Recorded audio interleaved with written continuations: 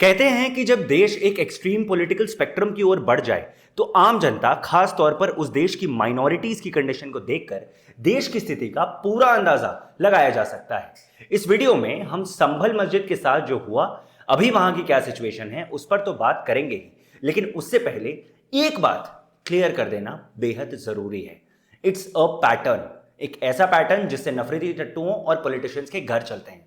एक ऐसा पैटर्न जिसके तहत मस्जिदों के नीचे से मंदिर के अवशेष ऑल ऑफ अ सडन मिल जाते हैं और उस पूरे इलाके को डिस्टर्बिंग कंडीशंस में छोड़ दिया जाता है विद अ परमानेंट डैमेज जो सिर्फ और सिर्फ वहां के लोगों तक सीमित रहता है। इस पैटर्न की शुरुआत हुई बाबरी मस्जिद से, फिर मोर रिसेंटली ये वाराणसी के ज्ञानवापी और मथुरा के एक मस्जिद पर आया। अगर आप गौर करें तो ये सारी जगहें, वाराणसी, मथुरा, काफी पॉपुलर है, लेकिन देश के सोशल फैब्रिक पर इससे भी ज्यादा खतरा तब बन जाता है जब यही पैटर्न छोटे जगहों पर भी फॉलो होने लगे। पिछले 2 साल की बात कर लेते हैं। संभल, अजमेर शरीफ, यूपी में बुडाउन, धार इन एमपी और भी ऐसी जगहों पर ऐसे क्लेम्स देखने को मिले हैं। मतलब अब बात कुछ बड़े मंदिरों या मस्जिदों तक सीमित नहीं है। अब यह भरसक प्रयास किया जा रहा है कि जिस कम्युनल आग ने बड़े शहरों को नफरत की चपेट में ढकेल दिया, उसे छोटे जिलों व शहरों तक पहुंचाई जाए। नमस्कार, मेरा नाम है Rishiraj Anand and you watching the Observer Post. Sambhal की कहानी की हालिया शुरुआत तब हुई जब 19 नवंबर को संभल के एक लोकल कोर्ट ने चंदौसी में स्थित शाही जामा मस्जिद के सर्वे के निर्देश दिए। सरप्राइजिंगली और नॉट, इस केस को ऐसा फास्ट ट्रैक किया गया कि पिटीशन फाइल होने के कुछ ही घंटों में सर्वे ऑर्डर भी आ गया। बट ये सर्वे के ऑर्डर्स की जड़ क्या है? जिस पिटीशन के तहत ये ऑर्डर पास हुआ, उस पिटीशन के मुताबिक 1526 में एक मंदिर को तोड़कर वहां मस्जिद बनाई गई थी। अगर आप लॉजिकली सोचें तो आपको यह बात बेबुनियाद लगेगी। And if you do not agree, just check the court order passed by the Supreme Court even in the Babri मस्जिद केस। उस ऑर्डर में यह क्लियरली स्टेटेड है कि इस बात का कोई पुख्ता सबूत नहीं है कि मस्जिद के नीचे मंदिर के अवशेष मिले थे। देखने वाली बात यह है कि संभल केस में कुल 8 पिटिशनर्स हैं, जिनमें से एक मुख्य पिटिशनर हैं हरिशंकर जैन। वेट सेकंड, इनका नाम सुना सुना लग रहा है। ये वही है जो ज्ञानवापी मॉस्क के डिस्प्यूट में भी लॉयर है। Let's move ahead. कोर्ट ने एक एडवोकेट कमिश्नर अपॉइंट किया to carry out the initial survey और यह भी कहा कि 29 नवंबर तक एक सर्वे रिपोर्ट सबमिट की जानी चाहिए। अब आता है 24 नवंबर, जिस दिन दूसरी बार सर्वे करने कुछ लोग पहुंचते हैं। उनके साथ पुलिस बल भी होता है and there is a scuffle between the police and the locals. दोनों ओर से पत्थरबाजी होती है। A few policeman do get injured. But जवाब में पुलिस ने क्या किया? एक वायरल वीडियो में यह देखा गया कि पुलिस ने गोलियां चलाई, जिसका नतीजा कम से कम 4 लोगों की मौत हो जाती है। Now the circle officer of the area, Anuj Chaudhary, gives an interview to the press saying कि ये एक planned assault था वहां के स्थानीय लोगों की ओर से। अनुज चौधरी की अपनी कहानी भी वैसे काफी इंटरेस्टिंग है। मेरा मानना है कि एक बार उनकी कहानी सुन ले तो आप संभल के पूरे मामले व प्लान्ड असॉल्ट वाली बात को बेहतर समझ पाएंगे।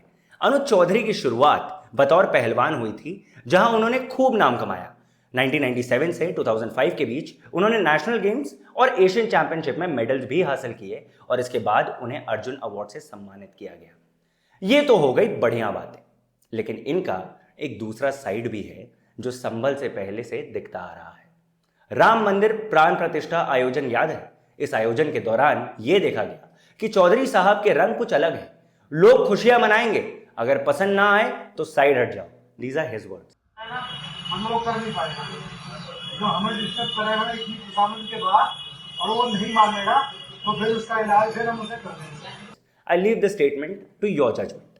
इसके अलावा वो एक रिलीजियस इवेंट में ऑन ड्यूटी भजन गुनगुनाते हुए भी देखे गए हैं। और भी है, 2023 में समाजवादी पार्टी लीडर आजम खान जब मुरादाबाद के कमिश्नर से मिलने जा रहे थे तो वहां के सर्कल ऑफिसर तब चौधरी साहब ही थे। उन्होंने आजम खान को रोकते हुए कहा कि रुक जाओ भैया, सिर्फ 27 लोग ही जा सकते हैं। जवाब में जब आजम खान ने कहा कि हम समाजवादी पार्टी वाले ही हैं जिन्होंने पहलवानी को इतना बढ़ावा दिया है, तो मौके पर अनुज इनसे भी बहस करते हुए नजर आए। संभल की स्थिति केवल 24 तारीख को हुए वायलेंस तक सीमित नहीं है। उसके बाद के आफ्टरमैथ सिर्फ वहां के लोग ही समझ सकते हैं। इस घटना के बाद हुआ यूं कि संभल के एमपी जियाउर रहमान बर्क ने काफी स्ट्रॉन्ग स्टैंड लिया और कहा कि बाहरी लोग संभल की कम्युनल हार्मनी को डिस्टर्ब करने की कोशिश कर रहे हैं। उनके पूरे बयान के पीछे बात थी प्लेसेस ऑफ वर्शिप एक्ट की, जिस एक्ट के मुताबिक 1947 में जो जगह मंदिर थी वो मंदिर रहेगी और जो जगह मस्जिद थी वो मस्जिद रहेगी। लेकिन जब ऐसा कानून है तो फिर अचानक मस्जिद के नीचे मंदिर वाले पिटिशंस एक्सेप्ट कैसे हो रहे हैं? वो इसलिए कि शुरुआत में जब मैंने आपको ज्ञानवापी मस्जिद का उदाहरण दिया था, उसकी हियरिंग के दौरान हमारे ex CJI doctor D Y Chandrachud ji ने अपने एक स्टेटमेंट से इन सभी पिटिशंस के लिए रास्ते खोल दिए थे। उन्होंने कहा था कि हालांकि लॉ को नहीं बदला जा सकता, लेकिन 15 अगस्त 1947 के पहले उस मॉन्यूमेंट का नेचर क्या था उस पर इंक्वायरी की जा सकती है। नतीजा ये कि अब तो 1526 की हिदायत देकर मस्जिदों के नीचे मंदिर ढूंढने जा रहे हैं। अब जब सपा के एमपी ने इतना बड़ा बयान दिया तो कुछ ठोस कार्यवाही तो उन पर भी होनी थी। उनके रेसिडेंट्स की इलेक्ट्रिसिटी काटकर उन पर तकरीबन 2 करोड़ का फाइन लगा दिया गया। संभल में 54 लोगों को इंक्लूडिंग 6 वुमेन अरेस्ट किया गया है स्टेटिंग द वायलेंस। वहीं वायलेंस में जिनमें इन्हीं लोकल्स में से 4 की मौत हो गई थी। इसके अलावा पुलिस ने लोकल कोर्ट को अप्रोच किया है to give them a non bailable warrant for at least 91 people who as per the police were a part of the larger conspiracy. इस वीडियो में पूरे मामले की जानकारी तो आपको मिल गई, तो इसका एंड एक बहुत मशहूर व्यक्ति के कोट के साथ क्यों ना किया जाए। हर मस्जिद के नीचे मंदिर ढूंढने की जरूरत नहीं है। यह line the one and only RSS favourite Mohan Bhagwat की है, हमारी नहीं, कानून की नहीं, जिया और रहमान की नहीं, मोहन भागवत की ही बात सुन लो।